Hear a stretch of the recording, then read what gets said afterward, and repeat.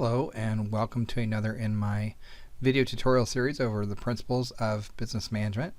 And in this video I'm going to talk about some of the most important topics in today's business world, and that's the work environment and those ethical responsibilities we have as not only employees but as responsible, effective managers.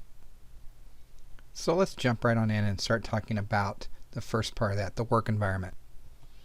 Many of our businesses today, whether they're very small or they are large corporations, they're beginning to subscribe to a new standard of success, and that's called the triple bottom line.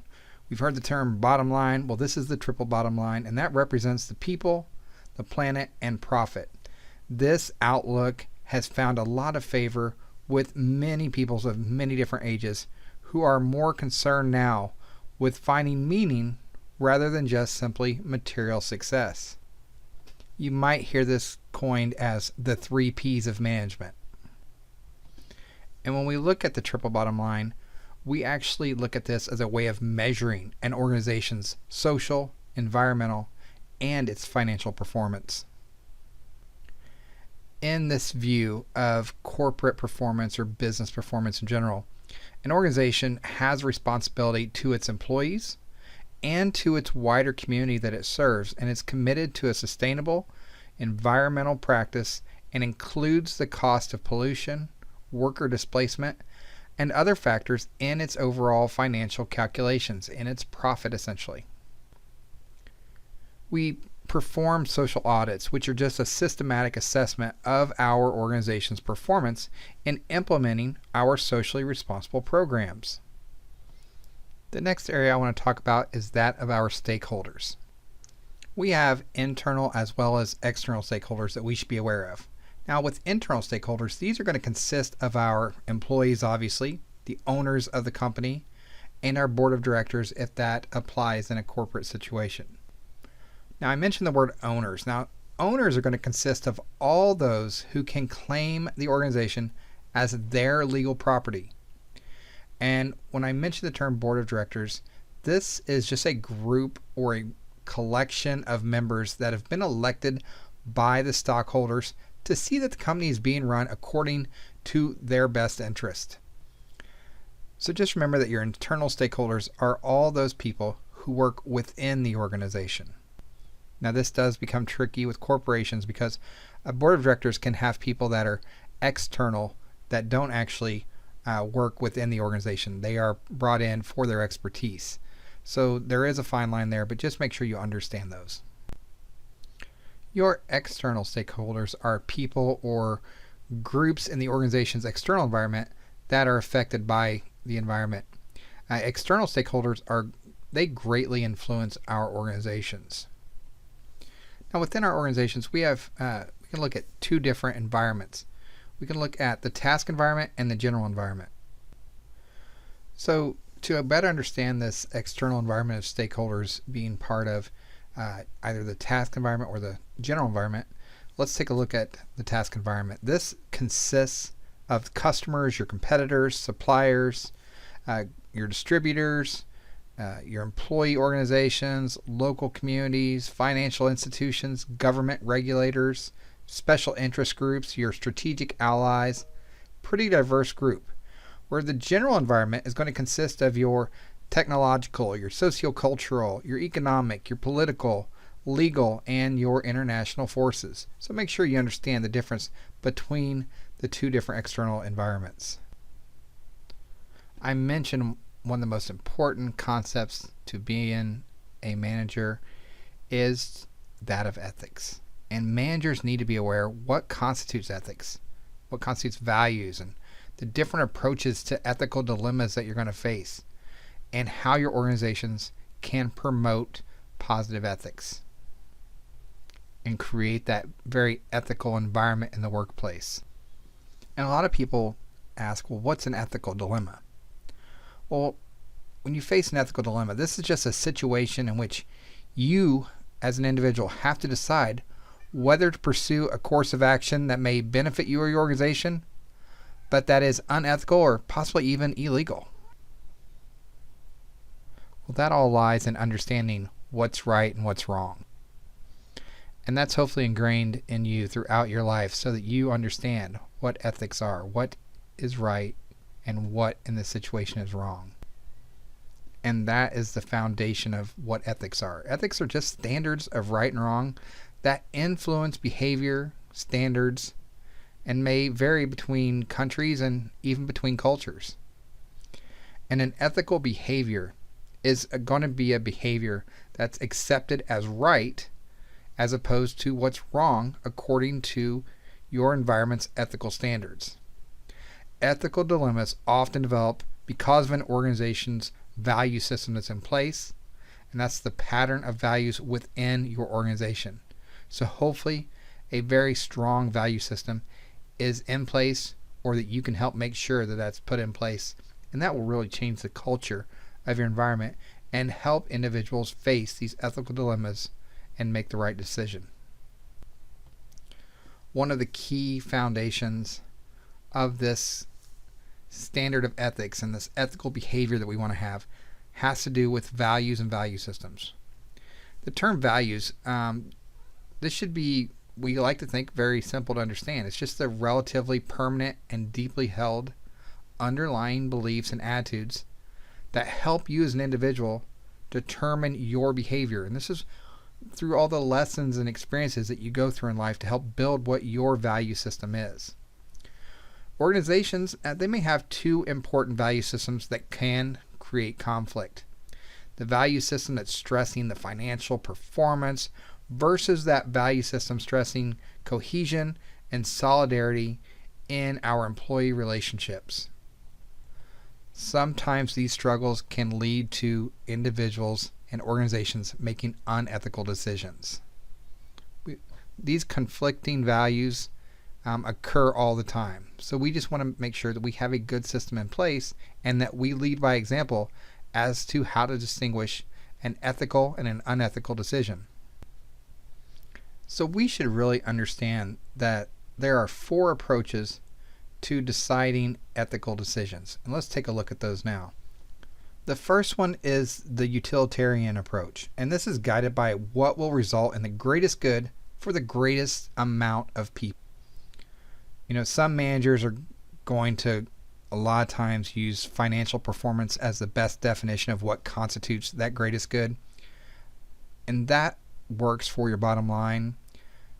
It may also result in damage to your workforce morale and the loss of some of your most experienced employees. We want to make sure we avoid looking at things just from the financial performance. Another approach that I want to mention is the individual approach, and this is guided by what will result in the individual's best long-term interests, such as what's ultimately is going to be considered in everyone's self-interest. You will act ethically in the short run to avoid others harming you in the long run. However, one person's short-term self-gain may not be good for everyone in the overall long term. Another approach is the moral rights approach, and this is going to be guided by respect for the fundamental rights of us as human beings. Problems occur when rights are in conflict, such as employer and employee rights.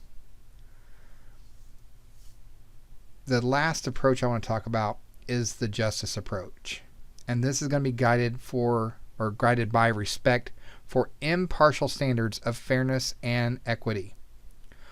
One consideration is whether an organization's policies are administered impartially and fairly or not. Another area that we see this justice approach is when that gap between the CEO's pay and the pay of the average worker is seen as an issue of unfairness. A lot of people don't understand these approaches, or they just choose not to worry about those approaches. And that's where we have a lot of unethical decisions that get made. And we see such things as white-collar crimes, such as like insider trading, which insider trading is the illegal trading of that company's stock by people using very confidential company information that's only internal. And they use that for their own financial or personal gain. You might have heard the term Ponzi scheme as well. This is when cash from newer investors is used to pay off old ones, and it just keeps going on and on. public outrage over top executives' unethical actions led to Congress passing the Sarbanes-Oxley Act of 2002, and I highly recommend that you look more into that. Because everything that led up to the Sarbanes-Oxley Act, or what most of us just call as SOX, is very interesting that this would go on, and hopefully if you do some research into that, you'll see why this is so important. But the Sarbanes-Oxley Act of 2002 established requirements for proper financial record keeping for public companies and penalties of as much as 25 years in prison for non-compliance of these requirements. Sarbanes-Oxley requires a company's CEO or chief executive officer and its chief financial officer to personally certify that the organization's financial reports, as well as other requirements. Going through a SOX audit is very detailed and takes a lot of time. You want to make sure, and what you'll hear in the business is that you're doing exactly what you say you're doing. So the CEO and CFO, they sign off this saying, we agree that this is exactly what we say we're doing. And by doing that, that holds them accountable. It also requires the company or the organization to have established procedures and guidelines for audit committees.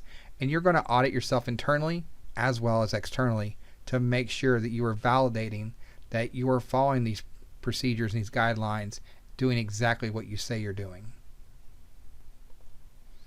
Organizations and us that are trying to promote good behavior and a good work culture should be promoting high ethical standards on the job by creating a strong ethical climate.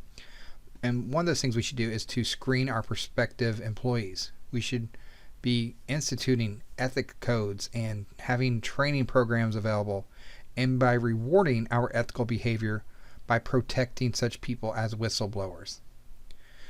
I mentioned the term ethical climate a few times, and this just represents employees' perceptions about the extent to which work environments support that ethical behavior that we should expect. We as managers can promote ethical climates through the policies, the procedures, and the practices that we are using and implementing on a daily basis. Companies can try to screen out dishonest employees by checking references, using electronic verifications, and using personality and integrity testing. A code of ethics, as I mentioned before, we should be implementing these. We should make sure every organization has a code of ethics. And essentially a code of ethics just consists of some type of formal written set of ethical standards guiding the organization's actions. And the purpose of this code of ethics in our organization should be to clearly state top management's expectations for all of its employees from top down. And then lastly, I mentioned the term whistleblower. And a whistleblower is just any individual, that's an employee and can be outside. It could be a non-employee who reports an organizational misconduct to the general public so that there's an awareness of this unethical behavior that's being performed and being carried out by an organization. By displaying ethical behavior in our organizations, we can increase our customer and our employee satisfaction within the organization, which will have financial benefits to our organization. As managers and corporations, we have a social responsibility, not just corporation, but every business in general. In particular, social responsibility is a manager's duty to take action that will benefit the interests of society as well as its organization that it's employed. And then corporate social responsibility is the notion that corporations are expected to go above and beyond following just the simple laws and making a profit for themselves. Let's do and combine together acts to show some social responsibility, not just to make ourselves feel better, but to have an impact on the organization through its internal and external stakeholders. We should have a priority to be a good global corporate citizen and be ethical in our practices and obey the laws of not just our host country, but if we're doing international business, we should make sure that we are obeying the international laws as well within those countries we're doing business. And there are different types of social responsibilities. One of the top ones that always comes up is that of climate change. And climate change refers to major changes in temperature, precipitation, wind patterns, and very similar matters occurring over several decades of time.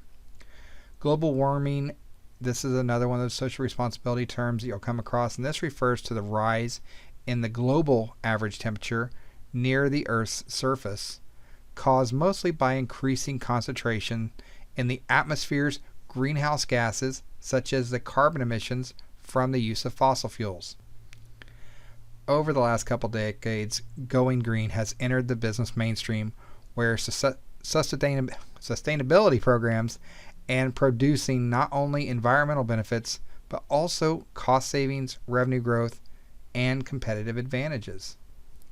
Some people are still skeptical and they say, well, what good or how does being good even pay off to, an organization or to individuals? Well, research shows that consumers are more apt to buy from companies that are socially responsible and willing to pay extra for products and pay extra for services from those companies that give back to society.